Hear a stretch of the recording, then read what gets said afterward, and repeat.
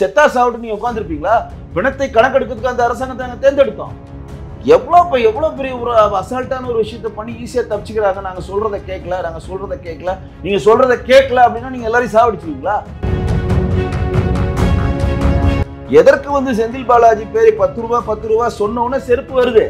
எதற்கு ஒரு பேனிக் அங்க வருது? எதுக்கு போலீஸ் கரண்ட் ஆஃப் பண்ணி தடியடி பண்றாங்க? இந்த கேள்வி எல்லாம் மாண்புமிகு எதிர்க்கட்சி தலைவர் முன்வைக்கிறாரு. அதுக்கு பதில் சொல்லுங்க. திமுக மருத்துவ அணி ஸ்டிக்கர் ஒட்டப்பட்ட ஆம்புலன்ஸ் ஏன் வருது? அது திமுக மாநாடா? இங்க என்ன கலெக்டர் என்ன பண்றாரு, எஸ்பி என்ன பண்றாரு? அதுல உள்ளவங்களை காப்பாத்த வந்தது ஏங்க, காப்பாத்த வந்தாலும் கவர்மெண்ட் வண்டி தானங்க வரணும். கவர்மெண்ட் வண்டி இல்லையாங்க? மருத்துவத்துறை மாசம் இருக்காருங்க. கவர்மெண்ட் வண்டி இல்லையா? மருத்துவத்துறைன்னு 108 வரணுமா இல்ல இவங்க அறக்கட்டளை இருந்து எப்படி வருமா? திமுக மருத்துவமனை அப்ப திமுக மருத்துவ அணியோடைய ஆம்புலன்ஸ் வாகனங்கள் தயாராக நிற்கப்பட்டு வைக்கிறதா? அங்க இருக்கக்கூடிய மக்களுக்கு தண்ணி பாட்டில் கொடுக்குறாங்க, திமுக ஸ்டிக்கர் ஒட்டி கொடுக்குறாங்க. அப்ப இதெல்லாம் ப்ரிப்ளான்ட் ஒரு கேள்வி இருந்தா இல்லையா? தெரிஞ்சு அன்பில் மகேஷோட அருமையான நடிகர் அமாவாசையா இருக்கு செந்தில் பாலாஜி தான். அவர் இருந்த ஸ்டைல் பாத்தீங்களா? இவர் அழுது மக்களை கவர்றாரு. அப்படியே இப்படி இருக்காரு பாருங்க. அப்ப சுத்தி விஜய் சார் எங்க நிக்கிறாருன்னு தெரிஞ்சா, எந்த தாக்குதல் இருந்தாலும் என் மேல் நடத்துங்கள். என்னுடைய தோழர்களையும் எனக்காக சமூக வலைதளத்தில் பேசினவரையும் நீங்க கை வைக்காதீங்க. நான் ஆபீஸ்ல தான் இருக்கிறேன், நான் வீட்டுல தான் இருக்கேன், வாடான்றாரு. போங்க, உங்களுக்கு தானியம் இருந்தா திடீர்னு போய் அரெஸ்ட் பண்ணுங்கம்மா. யாருமா வேணும்னு உங்களை? நைட் இங்க கரூர்ல 40 பேர் செத்துட்டான்னு தெரிஞ்ச உடனே தலைமைச் செயலகத்துக்கு துரிதமா போறார் மாண்பு முதலமைச்சர். சந்தோஷமா இருக்கு. அமைச்சரை கூட்டுறாரு. உடனடியாக தனி விமானம் மூலம் எங்க வர்றாரு? கரூருக்கு வர்றாரு.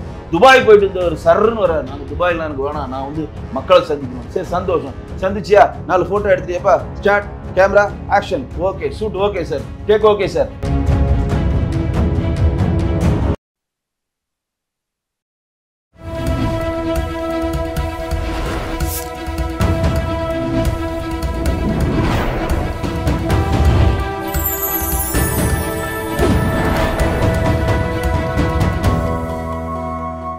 சேனல் 5 தமிழ் நேயர்களுக்கு வணக்கம். இன்றைய நேர்காணலில் நம்மோடு பேச இருப்பது அரசியல் விமர்சகர் வி.கே. வெங்கடேசன் அவர்கள். சார் வணக்கம். சார் வணக்கம் ஜி. சார், திரு விஜய் அவர்கள் இன்னைக்கு காணொலி வெளியிட்டிருக்கிறாரு. அது என்னன்னா, பழி வாங்கணும்னு நினைச்சா என்னைய டைரக்டா பழி வாங்க, நான் வீட்டில் தான் இருக்கிறேன். அப்போ திமுக தான் சொல்றாரு. இது நடந்த பிரச்சனைக்கு முழுக்க காரணம் திமுக தான். அப்படி இதை எப்படி பாக்குறீங்க? உண்மையில திமுக வேலை இதில் என்ன வேலை நடந்தது என்ன சார்? இல்லை, பழி வாங்கணும்னு நினைச்சா என்ன நீங்க பழி வாங்கலாம். நான் ஆஃபீஸில் இருக்கேன், இல்லை வீட்டில் தான் இருக்கேன், நீங்க எப்போ வேணா என்னை பழி வாங்கலாம், என்னை நம்பி இருக்கவங்கள எதுவும் பண்ணாதீங்க அப்படின்றத ஒரு பட்ட பரிவதமாக ஒரு தலைவருக்கு உண்டான பாணியில் மிக சோர்ந்த முகத்தோடு அவர் வெளிப்படுத்தியிருக்காரு. அவர் நேரடியாக சொல்ல முன்னாலும் மறைமுகமாக என்ன சொல்கிறாருன்னா, ஆளுங்கட்சியை சேர்ந்த திமுக தான் இந்த நிகழ்வுக்கு காரணன்றதை குறிப்பிடுகிறார் அப்படின்னு தான் சொல்லணும். ஏன் அப்படி சொல்கிறேன்னா, 10 ரூபான்னு அவர் பாடின பிறகு தான் மற்ற விஷயங்கள் எல்லாமே அங்கே அரங்கேறுது. செருப்பை கொண்டு எறியுது. ஆமாங்க, காலங்காத்தாலேருந்து நிற்கிறாங்க. இவர் 9 மணிக்கு வரேன்னு சொன்னது விஜய் சார் லேட்டாக வந்துட்டு தப்பு. நம்ம அதை அக்ரி பண்ணுறோம். அது தப்பு. ஒரு தலைவர், அரசியல் தலைவர் 1 மணி நேரம் 2 மணி நேரம் தள்ளி வரலாம். அவர்கள் தொண்டர்களுடைய ஆர்வ மிகுதியால் அவர் 7 மணிக்கு சேர்றாருன்னா, 7 மணி வரையும் அந்த 11,000 நிற்கிற இடத்துல 30,000 பேர் அமைதியாக தான் நின்றுருக்காங்க. அந்த 7 மணி வரையும் எந்த உயிரிழப்பும் இல்லை, எவனும் மயக்கம் போட்டு இல்லை, எவனும் எதுவும் ஆகலை. அவன் பாட்டு தான் இருக்கான். இவர் அந்த கரூரினுடைய திமுகவுடைய முகமாக தெரிகிற செந்தில் பாலாஜி அவர் தொட்டவன தான் ஒரு செருப்பு வருது. அது செருப்பு அடுத்த நிமிஷமே கரண்ட் கட் ஆகுது. கரண்ட் கட் ஆன அடுத்த நிமிஷமே தடியடி நடத்தப்படுகிறது. தடியடி நடக்க போகிறப்ப அங்கே ஒரு பேனிக் உருவாகுது. அந்த இடத்துல என்ன நடக்குதுன்னு மக்களுக்கு தெரியல. அங்கே ஒரு ட்ரிகர் ஆகுது. என்ன நடக்க போகுதுன்ற ஒரு ட்ரிகர் ஆகிற அவன் உயிருக்கு பயந்து ஓடுறான். அந்த நடக்கிற அந்த நேரத்தில் இந்த சைடு பார்த்தீங்கன்னா ஒரு ஆம்புலன்ஸ் வருது. அந்த ஆம்புலன்ஸ் யாரோட ஆம்புலன்ஸ்னு இன்னைக்கு வரையும் தெரில. விஜய் என்ன நண்பா நம்ம ஆம்புலன்ஸ்னா சரி வழி விடுங்கன்னு சொல்கிறப்ப, ஒரு ஆள் அதாவது ஒரு சதுர மீட்டரில் ஒரு 4 பேர் தான் நிற்க முடியும்னா அந்த இடத்துல ஒரு 10 பேர் நிற்கிறாங்க. அந்த இடத்துல ஒரு ஆம்புலன்ஸ் பெரிய வாகனம் வரப்போ ஆட்டோமேட்டிக்காக அவன் விலகிறான்ல. அவன் விலகி போகிறப்ப அவன் பின்னாடி ஸ்பேஸ் இருந்தால் தான் அவன் விலகி போகிறப்ப ஒருத்தர் மேலே ஒருத்தர் விழாமல் இருக்க முடியும். அப்போ வண்டி வரப்போ அவன் ஒருத்தர் மேலே ஒருத்தர் சாயிறப்ப ஆட்டோமேட்டிக்காக விழுவாங்கள்ல. இப்போ அவங்களுடைய கரூரோடைய பஸ் ஸ்டாண்ட் ரவுண்டர்னால்கிட்ட ஏன் கொடுக்கல? இன்றைக்கி மத்திய அரசு அமைச்சிக்கிற நட்டா தலைமையில் தேசிய ஜனநாயக கூட்டணியில் ஹேமமாலினியோடைய தலைமையில் இங்கே ஒரு 8 பேர் கொண்ட குழு வந்திருக்காங்க. அவங்க சொன்ன ஃபஸ்ட்டு ப்ரெஸ் மீட்டில் என்ன சொல்கிறாங்கன்னா, இந்த குறுகிய இடத்தில் போலீஸ் எப்படி அனுமதி கொடுத்தது? அப்போ அவங்க கரூர் ரவுண்டனால திமுகவில் உதயநிதி ஸ்டாலின் அவர் நடத்துகிற கூட்டத்துக்கும் ஸ்டாலின் அவர் கூட்டத்துக்கும் அனுமதி தராங்க. ஆனால் எடப்பாடி அவர்கள் கூட்டத்துக்கு அங்கே அனுமதி தராமல் வேலுச்சாமி படத்தில் கொடுக்குறாங்க. அதேமாதிரி விஜய் அவர்களுக்கு கொடுக்குறாங்க. அப்போ அவங்க என்ன சொல்கிறாங்க போலீஸ் தரப்பில், நாங்கள் 11 நிபந்தனைகள் விதித்தோம், 10,000 பேர் தான் வரேன்னு சொன்னாங்க. சரி 10,000 பேர் தான் வரேன்னு சொன்னாங்க, 10,002 பேர் வந்தாங்கன்னா நீங்கள் பாதுகாப்பு தர மாட்டீங்களா? இது என்ன பதில்? இது போலீஸ் அதிகாரி நம்மகிட்ட சொல்கிற பதில். 10,000 பேர் அவங்க எக்ஸ்பெக்ட் பண்ணுறாங்க. ஆர்வம் மீதில் பப்ளிக்கும் ஒரு நடிகரை பார்க்குற ஆர்வத்தில் 30,000 பேர் வந்தால் 10,000 பேருக்கு 500 போலீஸார் போட்ட இந்த அரசாங்கம் 30,000 பேர் வந்துட்டாங்கன்றப்ப 1,500 போலீஸ் போடணும்ல. இது ஒருத்த போய் சொல்லிக் கொடுக்கணுமா? பல பேர் என்ன சொல்றாங்கன்னா திமுக நீங்க அபாண்டமா பழி சொல்றாங்க. இதுக்கெல்லாம் அவங்க எப்படிங்க சம்பந்தம்? யாருங்க போலீஸ் மந்திரி? தமிழ்நாட்டுடைய போலீஸ் மந்திரி யாரு? கூட்டணி திருமாவளவன் போன்றவர்கள், திரும்ப கூட்டணி கட்சி சேர்ந்தவர்கள் எல்லாம் இப்பதான் பேசிட்டு இருக்காங்க. நேரடியாக பேசுறதை விட நான் நியாயமான கேள்விகளை வைக்கிறேங்க. தமிழ்நாட்டுல உளவுத்துறைன்னு ஒண்ணு இருக்கா? ஏற்கனவே தமிழ்நாட்டுல விஜய் நடத்துற 4 கூட்டமே வந்து நீதிமன்றமே கண்டிப்பு தெரிவிச்சிருக்கு. ஒரு தொண்டனா இருந்து ஒரு தொண்டனை தலைவன் கட்டுப்படுத்தணும், பொது சொத்துக்கள் சேதம் விளையக்கூடாதுன்னு சொல்லி நீதிமன்றம் ஒரு திட்டத்தை வகுப்பு சொல்லியிருக்கு. 1 கோடி ரூபாய் டெபாசிட் கட்டணும்லாம் அந்த ப்ராசஸ்ல இருக்கு. அப்போ அந்த தொண்டர்களை யாரும் வந்து அடக்க முடியல. வயது கோளாறுல அந்த தொண்டர்கள் நம்ம சொல்ற பேச்சை கேட்க மாட்டேன்றாங்க. விஜய் வந்து கர்ப்பிணி பெண்லாம் வாங்க எல்லாம் குழந்தைய தூக்கிட்டு வந்தேன்னு சொன்னாரா? ஆர்வ மிகுதியில் அவங்க வராங்க. இதை உளவுத்துறை கணிக்கணுமா இல்லையா? ஆர்வம் இதில் ஒருத்தவங்க வந்துடுறாங்கன்னா அப்போ நீங்கள் சொன்ன 10,000 பேர் தான் சொன்னீங்க, நாங்கள் 10,000 பேருக்கு தான் பாதுகாப்பு தருவோம், இப்போ 30,000 பேர் வந்ததுனால எங்களால் பாதுகாப்பு தர முடியாதுன்னு எப்படி ஒரு போலீஸ் மந்திரி சொல்ல முடியும்? மாண்பு முதலமைச்சர் அதுலேருந்து எப்படி எஸ்கேப் ஆக முடியும்? அதனால தான் எங்களுடைய முன்னாள் மாநிலத்தில் அண்ணாமலைஜி கேட்குறாரு, அங்கே எஸ்பியை சஸ்பெண்ட் பண்ணுங்க, கலெக்டரை இடமாற்றம் பண்ணுங்கன்னு கேட்குறாங்க. ஏன் பண்ணோம்? அங்கே எஸ்பி அவருக்கு என்ன சொல்லணும்? சார் நாங்கள் எக்ஸ்பெக்ட் பண்ண கூட்டத்தோட இந்த கூட்டம் அபிரதமாக இருக்குது, எங்களால் தாங்க முடியல, போலீஸ் ப்ரொடெக்ஷன் பத்தாது, அப்போ உடனடியாக நீங்கள் உங்களுக்கு 2 ஃபோர்ஸை வந்து சேலத்துலேருந்து அனுப்புங்க, திருப்பூர்லேருந்து அனுப்புங்க, வேறு பக்கத்தில் இருக்க நாமக்கல்லேருந்து ஃபோர்ஸ் அனுப்புங்க, எனக்கு 1,500 போலீஸ் இருந்தால் அந்த கூட்டத்தை கட்டுப்படுத்த முடியும்னு கேட்க வேண்டிய இடத்துல யார் இருக்கா? போலீஸ் அதிகாரி தான் இருக்காங்க. போலீஸையும் இந்த அரசாங்கத்தை நம்பி தான் மக்கள் வீதிக்கு வராங்க, பொதுவெளிக்கு. தெரியுங்க, விஜயை நம்பி வரல. விஜய் அவர் தேர்தல் பரப்புரை பண்ணுறது அவருடைய வேலை, பண்ணுறப்படுது, அவர் அடுத்த கட்டத்துக்கு போகிறாரு. ஆனால் அங்கே இருக்கக்கூடிய மக்களை பாதுகாப்பது தாவேகா தொண்டர்கள் கிடையாது. அங்கே இருக்க மக்கள் தாவேகா கட்சியிலிருந்துக்கு அப்படி கிடையாது. அரசாங்கத்தை பொறுத்தவரை அவர்களுடைய மக்கள், நம்மளுடைய தமிழக மக்கள், அதை காக்க வேண்டிய பொறுப்பு தான் அரசாங்கத்துக்கு இருக்கா இல்லையா? ட்ரோன் எதுக்கு காவல்துறைக்கு நம்ம வாங்கி கொடுத்துருக்கோம்? நம்மளோட வரி பணத்தில் அதிநவீன எக்யூப்மெண்ட்ஸ்லாம் கொடுத்துருக்கோமே காவல்துறைக்கு. அப்போ 10,000 பேர் கூடுற இடத்துல 30,000 பேர் கூடிட்டானா உடனே அங்கே கண்ட்ரோல் ரூம் வைக்கணுமா இல்லையா? ஒரு 10 கேமரா கூட சிசிடிவி ஃபுட்டேஜ் அங்கே கண்காணிக்கணுமா இல்லையா? ட்ரோனை பறக்க விடணுமா இல்லையா? எந்த இடத்துல பெண்கள் அதிகமாக இருக்காங்க, எந்த இடத்துல மூச்சு விட சிரமமாக இருக்குது, எந்த இடத்துல வந்து குழந்தைகளோட பெண்கள் கஷ்டப்படுறாங்கன்னு ட்ரோன் பார்த்துட்டு உடனே உங்களுடைய காவல்துறை அதிகாரிகளையோ இங்கே காவல்துறையில் இருக்கக்கூடிய கான்ஸ்டபிளோ யாருன்னா அமைச்சு அந்த பெண்களை அங்கேருந்து அப்புறப்படுத்துங்க, இந்த இடத்த பாதுகாப்பாக பண்ணுங்க, வேலிகளை அமைப்ப, தடுப்புகளை அமைச்சு தள்ளுங்க. இதெல்லாம் பண்ண வேண்டியது யார் வேலைங்க? செத்தா சாப்பிட்டு நீங்கள் உட்காந்துருப்பீங்களா? பிணத்தை கணக்கெடுக்கிறதுக்கு அந்த அரசாங்கத்தை நாங்கள் தேர்ந்தெடுத்தோம். எவ்வளோ பெரிய ஒரு அசால்ட்டான ஒரு விஷயத்த பண்ணி ஈஸியாக தப்பிச்சுக்கிறாங்க. நாங்கள் சொல்கிறத கேட்கல, நீங்கள் சொல்கிறத கேட்கல அப்படின்னா நீங்கள் எல்லாரையும் சாவடிச்சிருவீங்களா? ஒரு கிரவுண்டில் 2 குழந்தைங்க விளையாடுது ஒரு ரோட்டில், அந்த குழந்தைங்களை விளையாடாத மாதிரி ரோட்டில் போய் ஓரமாக விளையாடுறோம், நீங்கள் போகிறவங்க சொல்கிறாங்க ஆக்சிடென்ட் ஆகிடுமான்னு சொல்கிறீங்க, அந்த குழந்தை கேட்காம மறுபடியும் விளையாடுது, அதனால் அந்த குழந்தை ஏற்றிடுவீங்களா? ஏற்றி கொருடுவீங்களா? அப்படி தானே இருக்குது நிலைமை. நீங்கள் சொல்கிறத அவன் கேட்கலன்னா 30,000 பேர் சாவட்டு காவல்துறையெல்லாம் வேடிக்கை பார்க்குமா? எதற்கு வந்து செந்தில் பாலாஜி பேரை 10 ரூபா சொன்ன உடனே செருப்பு வருது? எதற்கு ஒரு பேனிக் அங்கே வருது? எதுக்கு வந்து போலீஸ் வந்து கரண்ட் ஆஃப் பண்ணி தடியடி பண்ணுறாங்க? இந்த கேள்வியெல்லாம் மாண்புமிகு எதிர்க்கட்சி தலைவர் முன்வைக்கிறாரு, அதுக்கு பதில் சொல்லுங்க. அங்கேருந்து ஆம்புலன்ஸ் 40 ஆம்புலன்ஸ் வருது, 40 ஆம்புலன்ஸ்லையும் இன்றைக்கு விஜயபாஸ்கர் கரூரை சேர்ந்த முன்னாள் ஏடிஎம்கே அமைச்சர் விஜயபாஸ்கர் காணொலியில் கொடுத்துருக்காரு. திமுக மருத்துவ அணி ஸ்டிக்கர் ஒட்டப்பட்ட ஆம்புலன்ஸ் ஏன் வருது? அதுல திமுக மாநாடா? இங்க என்ன கலெக்டர் என்ன பண்றாரு, எஸ்பி என்ன பண்றாரு? உள்ளாகனவங்களை காப்பாத்த வந்ததா என்னமோ? ஏங்க காப்பாத்த வந்தாலும் கவர்மெண்ட் வண்டி தானங்க வரணும். கவர்மெண்ட் வண்டி இல்லையாங்க? மருத்துவத்துறை இருக்காருங்க, கவர்மெண்ட் வண்டி இல்லையா? மருத்துவத்துறைன்னு ஒரு 108 வரணுமா இல்ல இவங்க அறக்கட்டளை இருந்து எப்படி வருமா? திமுக மருத்துவமனை, அப்ப திமுக மருத்துவ அணியோடைய ஆம்புலன்ஸ் வாகனங்கள் தயாராக நிற்கப்பட்டு வைக்கிறதா? கேள்வி வரும்ல. அங்க இருக்கக்கூடிய மக்களுக்கு தண்ணி பாட்டில் கொடுக்குறாங்க, திமுக ஸ்டிக்கர் வட்டி கொடுக்குறாங்க. அப்ப இதெல்லாம் ப்ரிப்ளான்டான்ற ஒரு கேள்வி வருதா இல்லையா? நாங்கள் சந்தேகத்தை தான் முன்வைக்கிறோம். அந்த சந்தேகத்துக்கு தனிநபர் ஒரு நபர் ஆணையர் இருக்கக்கூடிய அருணா ஜெகதீசன் கொடுக்குற அந்த அறிக்கை வருவதற்கு லேட்டாகும். சிபிஐ விசாரணை வைங்க, உங்களுக்கு என்ன பிரச்சனை? சிபிஐ விசாரணை வைக்கிறதுல உங்களுக்கு என்ன பிரச்சனை? அந்த குறுகிய இடத்துல அவங்க கேட்ட கரூருடைய பஸ் ஸ்டாண்ட் இருக்கக்கூடிய ரவுண்டான இடத்துல நீங்க அனுமதி கொடுத்திருந்தால் இவ்வளவு பெரிய பிரச்சனை வந்திருக்காது. முட்டுச்சந்தில போய் இவ்வளவு கூட்டத்தை சேர்த்துனா என்ன பண்ண முடியும்? அப்ப அங்க அனுமதி கொடுத்ததே தவறல. அது தவறை யார் செஞ்சிருக்குது? இப்ப நீங்க ஒண்ணும் இல்லை, அந்த அனுமதி அவங்க கொடுக்கலன்னு வச்சுக்கோங்க, அந்த அனுமதி வந்து போலீஸ் கொடுக்கல, அடுத்து தாவேக்கு என்ன பண்ணுவோம்? கோர்ட்டுக்கு போகும். கோர்ட்டில் போனோன்னா கோர்ட் இந்த வாதங்களை கேட்கும். அப்போ இவங்க அரசு தரப்பு என்ன சொல்லுவாங்க? சார் அங்கே வந்து ஒரு 10,000 பேர் 5,000 பேர் தான் நிற்க முடியும், இவங்களுடைய ஃபோர்ஸ்க்கு அங்கே தாங்காது சார், அதனால் நாங்கள் அனுமதி தரோம்னா கோர்ட் அதை ஏற்றுக்கும். கோர்ட் என்னமா சொல்லுவோம்? நீங்கள் வேலை நல்ல இடத்தை தேர்ந்தெடுத்து எங்களுக்கு சொல்லுங்க, நாங்க அனுமதி கொடுக்கிறோம். அது இருக்கக்கூடாதுன்ற திட்டமிட்டு கோர்ட், ஆமா கோர்ட் சொல்லுவோம். அப்ப நீ என்ன பண்றீங்கன்னா, எந்த இடத்துல இவங்க அனுமதி கேட்டாங்களோ அது மாட்டிட்டு எடப்பாடி பழனிசாமி அவர்கள் பிரச்சாரம் பண்ணாரு, அதனால நீங்களும் அங்க பிரச்சாரம் பண்ணி நீ விட்டுட்டீங்கன்னா, ஏடிஎம்கேல இருக்கக்கூடிய எடப்பாடி பழனிசாமி அவர்களுடைய கட்சியின் கீழே இருக்கவர்கள் எல்லாம் அரசியலால ஆய்ந்தவர்கள், அரசியல் வயப்பட்டவர்கள், அவர்கள் கிளீனான தொண்டர்களுங்க. அவர் எடப்பாடி பழனிசாமி அவர்கள் வந்து நீ நில்லுனா நிப்பாங்க, உட்காருனா உட்காருவாங்க. கூட்டத்தை கட்டுப்படுத்தினா அங்க இருக்க மாவட்ட செயலர் கூப்பிட்டு சொல்லுவார், கூட்டத்தை கட்டுப்படுத்துவாங்க. அது வேற, அது அரசியல் பல ஆண்டுகளா இருக்கக்கூடிய கட்சி. அந்த கட்சியும் தாவேக்காவும் எப்படி நீங்க ஒற்றுமை பண்ண முடியும்? நீங்க கோர்ட்டை கேட்டிருக்குத, நீங்க எப்படி மித்த தலைவருடன் விஜயை கம்பேர் பண்ணாங்க, எப்படி பண்ணீங்க? அதுதான் நானும் கேட்கிறேன், கோர்ட்டு கேட்கறதா நானும் கேட்கிறோம். அதுதான் நாங்க கேள்வியா முன்வைக்கிறோம். இன்னைக்கு 41 பேர் செத்துட்டான். விழுப்புரத்துல ஐயப்பன் ஒருத்தன் செந்தில் பாலாஜி இது காரணம் எழுதி வச்சு செத்துக்கிறான். அதுக்கு பதில் என்ன? திமுக பதில் என்ன? எழுதி வச்சு அழுகிறாங்களே சார், அன்பில் மகேஷ் அழுகிறாரு, அவரு வந்து கண்ணை துடைக்கிறாரு. அதாங்க நம்ம எல்லா காணொலியில சொல்றது தாங்க.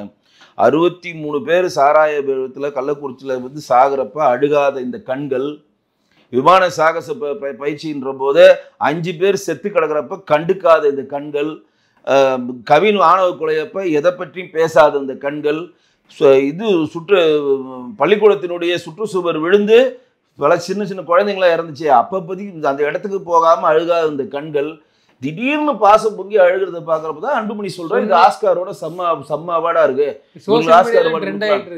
ஆமாங்க, நீங்க அழுகிறது வந்து உணர்வுபூர்வமான அழுகிறது வேற, உணர்ச்சிகளை காட்டி அழுகிறது வேறங்க. நீங்க சும்மா உணர்வுபூர்வமா அழுகிறதுலாம் கண்டுபிடிச்சிடும். நாங்களாம் சினிமா துறையில இருக்கோம். நீங்க வந்து கிளிசரின் வச்சு அழுகிறீங்களா, இயல்பா அழுகிறீங்களா, எங்களால கண்டுபிடிக்க முடியும். அப்ப 65 பேர் 67 பேர் கள்ளக்குறிச்சியில சாவறப்ப செத்து நீங்க சந்தோஷப்படுறீங்களா? ஆனாலப்பட்ட கரூர் கோட்டையாக்கி வச்சிருக்கக்கூடிய செந்தில் பாலாஜி அமைதியா இருக்கிறாரு. இவர் தானே எக்ஸ்ட்ராவா பெர்ஃபார்மன்ஸ். அமைதியா இல்லைங்க, எனக்கு தெரிஞ்சு அன்பில் மகேஷோட அருமையான நடிகர் அமாவாசையா இருக்கு செந்தில் பாலாஜி தான். அவர் ஒரே இடத்துல நின்றுருக்காங்க. அவர் இருந்த ஸ்டைல் பாத்தீங்களா? இவர் வந்து அழுது மக்களை கவர்றாரு, அப்படியே இப்படி இருக்காரு பாருங்க, அப்படி இருக்காரு, தெளிவா இருக்காரு, தெளிவார். செந்தில் பாலாஜி வந்து சைலண்டா எல்லா வேலையும் பண்ணுவார். நீங்க நினைக்கிற மாதிரி ஆர்ப்பாட்டமான ஆட்கள் கிடையாது. அவரு தன்னுடைய வார்த்தை ஜாலங்களால் மக்களை கவர்ந்தவர் கிடையாது. எல்லா விஷயங்களையும் சைலண்டா பண்ணுவார். அதே செந்தில் பாலாஜியை தான் ஏடிஎம்கே வந்து இங்க ஆட்சி செய்யறப்ப எதிர்கட்சி தலைவராக மு.க. ஸ்டாலின் இருக்கிறப்ப அதே கரூர்ல கிழின்னு இன்றைக்கு இருக்கக்கூடிய முதலமைச்சர் கிழிச்சார். செந்தில் பாலாஜியும் அசோக்கும் இந்த கரூரை நாசமாக்கி கொண்டிருக்கிறார், ஊழல் பெருச்சாளிகள் சொன்னார். இப்போ அவங்க கட்சி போனோன்னா அவர் உத்தமர் ஆயிட்டாரு, அவர் உலகமகா தலைவர் ஆயிட்டாரு. அவர்னால தான் இந்த முப்பெரும் மாநாடு மிகப்பெரிய லெவலில் கரூர் நடந்துன்னு சொல்லி மாண்புமிகு முதலமைச்சரே சொல்றாரு. அவர் புனிதர் ஆயிட்டார் அங்கே போனோன்னே. இன்னைக்கு வரையும் அவர் பேர்ல கேஸ் இருக்கா இல்லையா? டிரான்ஸ்ஃபார்ம் ஊழல் வழக்குல தனி கேஸ் போயிட்டு இருக்கு. பழைய கேஸ் ஏடிஎம்கே ஆட்சி காலத்துல டிஎம்கே போட்ட கேஸ்ல இருக்கு. அதாவது லஞ்சம் வாங்கி கொண்டு கண்டக்டர் டிரைவர் வேலைக்கு போட்டாருன்னு சொன்ன கேஸை உச்சநீதிமன்றமே நறுக்குன்னு கொட்டி அது கேஸ் ஒரு ஃபுல்ஃபில் ஆன பிறகு இப்ப 2000 பேர் உள்ள சாட்சியா உள்ள போனோம்னா இன்னும் உச்சநீதிமன்றம் திட்டுது அவங்கள. ஒரு கட்டத்து மேல உங்களுக்கு ஜாமீன் கொடுத்து வெளியே விட்டா உடனே அவர் அமைச்சராகி உள்ள உட்காந்து உச்சநீதிமன்றமே தலையிடுது. ஏங்க உனக்கு ஜாமீன் கொடுத்தது வந்து கேஸ் நீங்க நடத்தி உனக்கு வந்து மற்ற வேலையை பண்றதுதான், நீ அமைச்சராவியா, உனக்கு அமைச்சர் பதவி வேணுமா, ஜாமீன் வேணுமான்னு உச்சநீதிமன்றம் கொட்டு விட்டுதான் எனக்கு அமைச்சர் வேணான்னு சொல்லி இன்னைக்கு இருக்கிறார். இவ்வளோ பெரிய பின்புலம் உள்ள ஆளை தான் இன்றைக்கு விஜய் மறைமுகமாக ஐடென்டி பண்றாரு. புரியுதுங்களா? அது எதுக்கு சொல்லுவாருன்னா, அவருடைய கோட்டையில் ஒரு ஓட்டை விழக்கூடாது அப்படின்றதுக்கான கான்செப்ட் இருக்கா. அன்வான்ட் பீப்புள்ஸ் அங்கே நிறைய பேர் இருந்தாங்கன்ட்டு சமூக வலைதளங்கள் வருது. இப்போ அருணா ஜெகதீசன் அவர்கள் வந்து தூத்துக்குடி துப்பாக்கி சூட்டில் எத்தனை பேர் 13 பேர் சுட்டதுக்கு எந்தெந்த போலீஸ் அதிகாரி காரணமா இருக்காங்களோ அவர்களை நீங்கள் தண்டிக்க வேண்டும், அவர்களை பணியிட நியமிக்க செய்ய வேண்டும் அப்படின்னு அறிக்கை கொடுத்தாங்க. அதை இந்த கவர்மெண்ட் இம்ப்ளிமெண்ட் பண்ணிச்சா? அங்க இருக்க 2 பேருக்கு பதவி உயர்வு தானே கொடுத்துச்சு. அப்ப எதுக்கு மறுபடியும் அருணா ஜெகதீசன் தலைமை நீங்க தனிநபர் ஆணையத்தை அமைக்கிறீங்க? எதுக்கு அவசரமா அமைக்கிறீங்க? இல்ல திமுகவுடைய வரலாறுல இந்த திமுக பட்ட குழு ஃபுல்லாமே குழுன்றது மக்களை சாந்தப்படுத்துங்க. அதனால எந்த பிரயோஜனம் யாருக்கும் கிடையாதுங்க.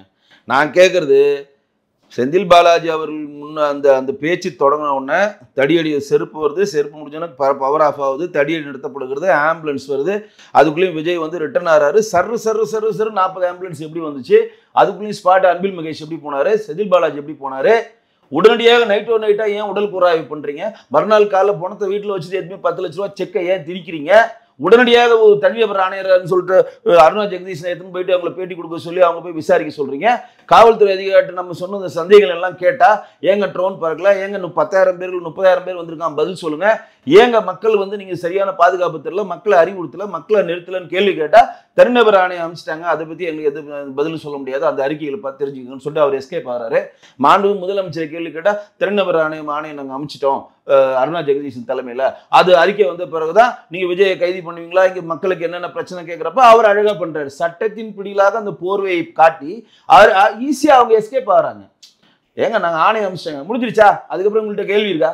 நாங்க ஆணையம் அமைச்சிட்டோம், அந்த அறிக்கை வந்தோன்னு சொல்றோம், கேள்வி இல்லை. அப்ப உங்களுடைய கேள்விக்கான பதிலை வார்த்தை ஜாலையால அடைச்சிக்கிறாங்களா இல்லையா? அதை இவ்வளவு அவசரமாக செய்ய வேண்டியதை நைட் இங்க கரூர்ல 40 பேர் செத்துட்டான்னு தெரிஞ்ச உடனே தலைமைச் செயலகத்துக்கு துரிதமா போறார் மாண்பு முதலமைச்சர். சந்தோஷமா இருக்கு. அமைச்சரை கூட்டுறாரு. உடனடியாக தனி விமானம் மூலம் எங்க வராரு? கரூருக்கு வராரு. துபாய் போயிட்டு இருந்த ஒரு சர்ன்னு வராரு. நாங்க துபாய்லாம் எனக்கு வேணாம், நான் வந்து மக்களை சந்திக்கணும். சரி சந்தோஷம், சந்திச்சியா, 4 போட்டோ எடுத்துட்டியாப்பா, start camera action, okay shoot, okay sir, take okay sir, next meet பண்றேன், மறுபடியும் துபாய் போறீங்க. இதுல உணர்வு இருக்கா? அது என்ன உணர்வு இருக்கு?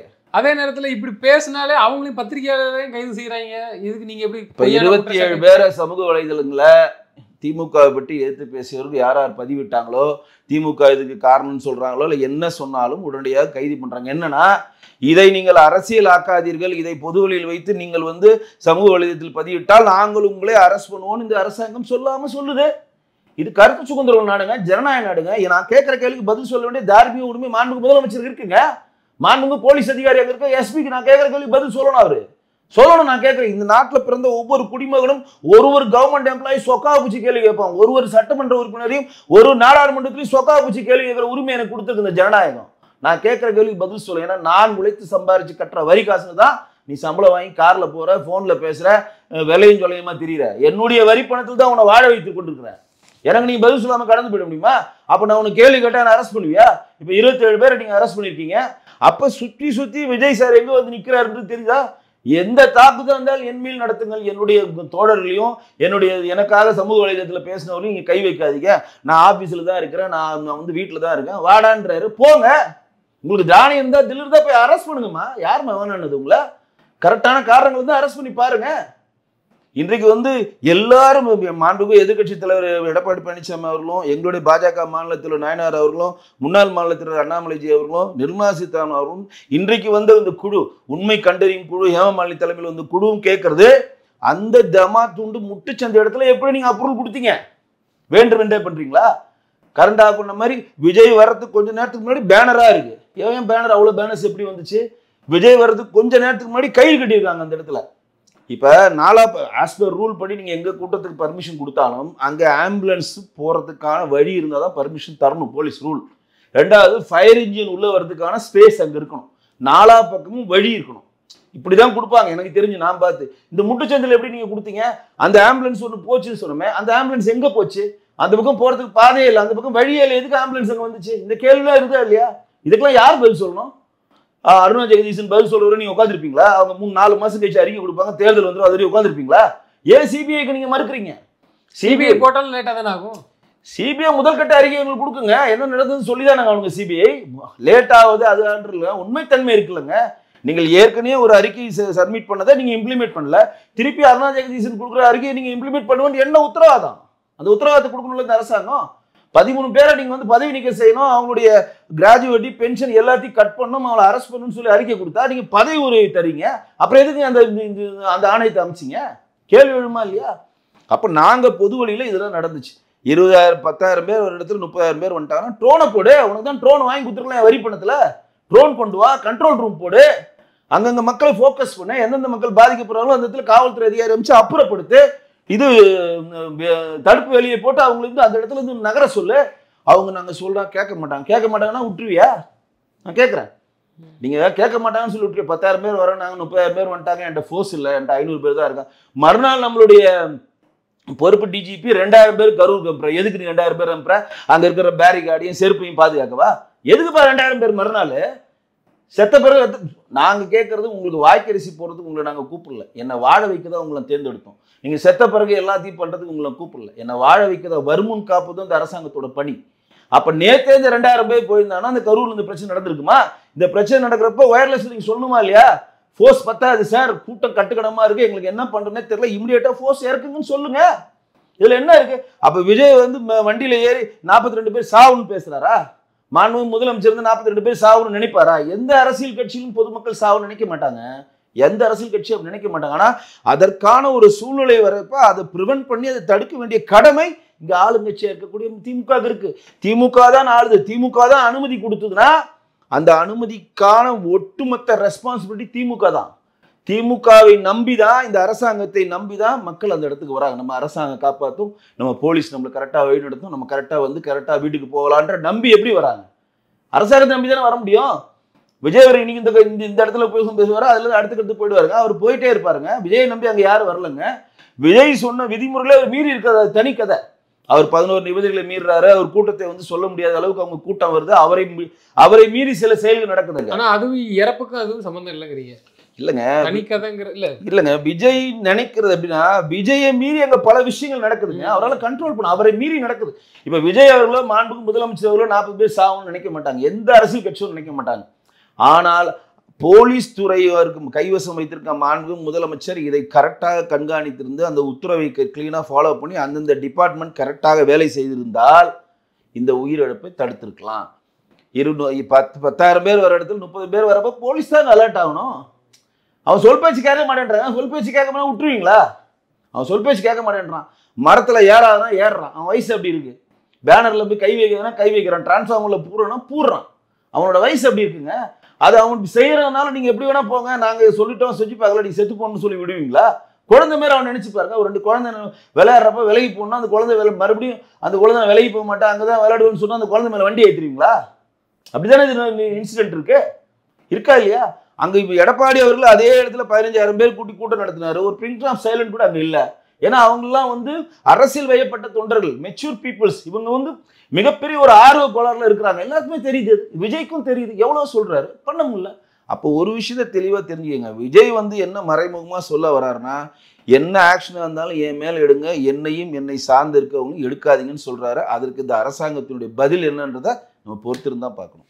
நிச்சயமா சார். தொடர்ந்து தங்களது கருத்துக்களை நன்றி. நன்றி.